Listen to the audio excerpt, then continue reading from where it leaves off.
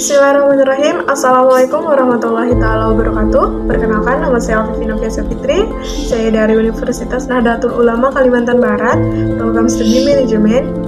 Tujuan saya membuat video ini ialah untuk memenuhi ujian akhir semester saya, di mana ujian tersebut dari mata kuliah Ekonomi Internasional. Saya dari kelompok 9 yang akan membahas sebuah topik pendekatan moneter terhadap neraca pembangunan. Nah, di sini saya tidak sendiri, melainkan dengan teman saya. Assalamualaikum warahmatullahi wabarakatuh. Perkenalkan, nama saya Sahwi. Saya dari Prodi Manajemen, NIM E1120042, semester 5, kelas B, dari kelompok 9.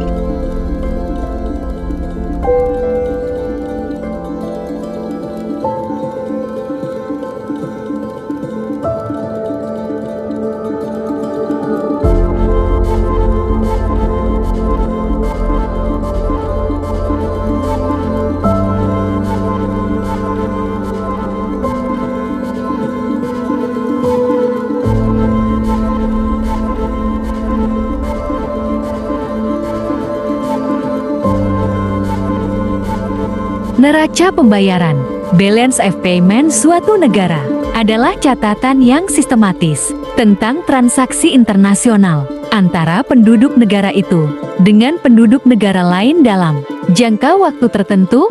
Nopirin, 1988, Apridar, 2009. Transaksi ekonomi yang tercakup dalam neraca pembayaran Indonesia terbagi menjadi dua kelompok, yaitu 1. Transaksi berjalan, current accounts, yang terdiri dari ekspor dan impor, barang, goods dan jasa service, dan finansial, capital and the financial accounts, yang terdiri dari modal dan finansial. Bank Indonesia, 2013.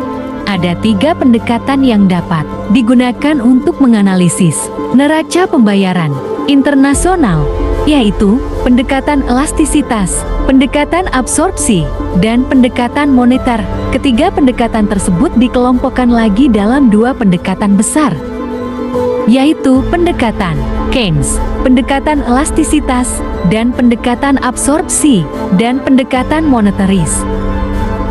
Apa sih pengaruh neraca internasional itu?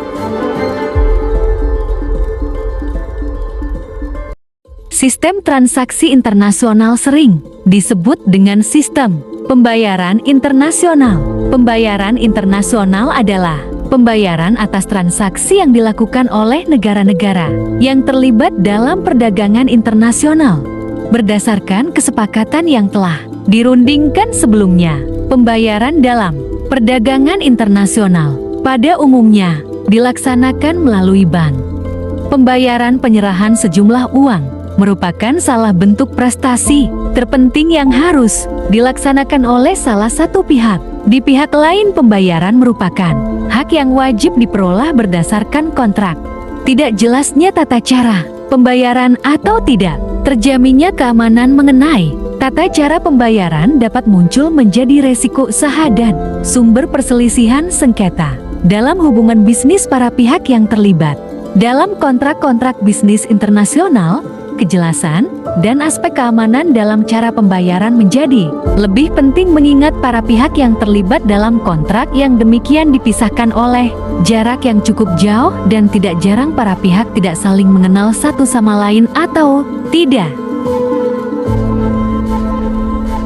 Poin yang ketiga adalah mekanisme pembayaran internasional.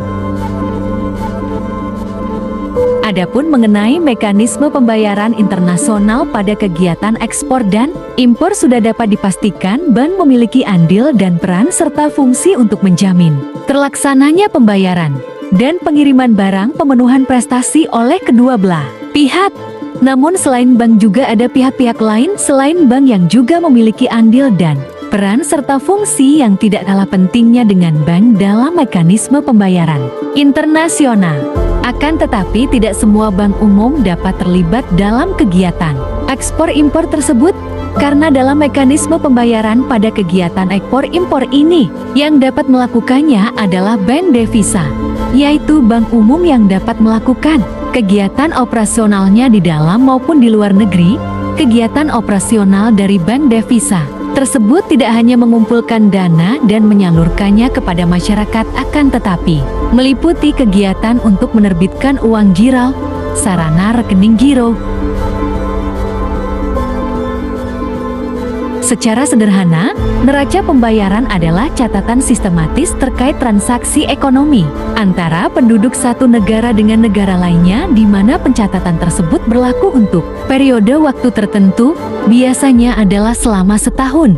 Pada sistem akuntansi, pencatatan tersebut lebih dikenal dengan transaksi yang bisa dicatat dua kali untuk debit dan kredit. Debit menjadi tempat pencatatan utang penduduk suatu negara, pemerintah, perorangan, dan badan hukum yang harus dibayarkan pada penduduk negara lain. Utang yang dimaksud bisa berupa hasil impor, pembelian mata uang asing, pembayaran denda, dan lain sebagainya. Sementara, kredit untuk mencatat penambahan hak penduduk suatu negara dari penduduk negara lainnya. Hak yang dimaksud ialah hasil dari ekspor, penjualan mata uang asing, hasil dividen dan bunga, serta masih banyak lagi lainnya. Apabila catatan di sisi kredit lebih besar hasilnya dibandingkan dengan debit, artinya neraca pembayaran surplus. Namun jika yang terjadi adalah sebaliknya, artinya neraca pembayaran dalam keadaan defisit. Seringkali orang mengartikan surplus adalah kondisi yang lebih baik. Faktanya, surplus dalam jangka panjang, jika tidak diperuntukkan bagi kesejahteraan masyarakat yang merata, tentu tidak ada artinya. Sementara defisit tidak selalu menjadi hal buruk.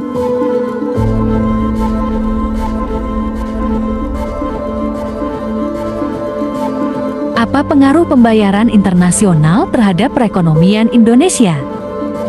Dampak neraca pembayaran terhadap perekonomian Indonesia ialah jika perubahan kurs devisa neraca pembayaran defisit, maka kurs valuta asing mengalami kenaikan dan kurs rupiah mengalami penurunan.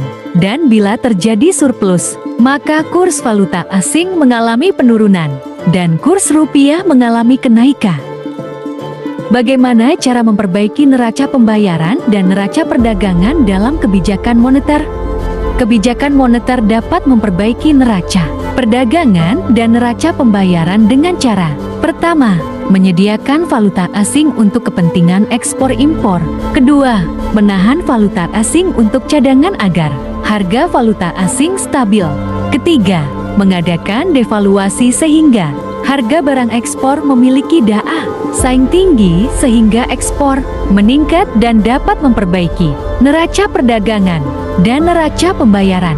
Keempat, menyediakan jumlah valuta asing di bank devisa sehingga fluktuasi harga valuta asing stabil. Kelima, menyediakan atau mengadakan tabungan valuta asing di bank asing.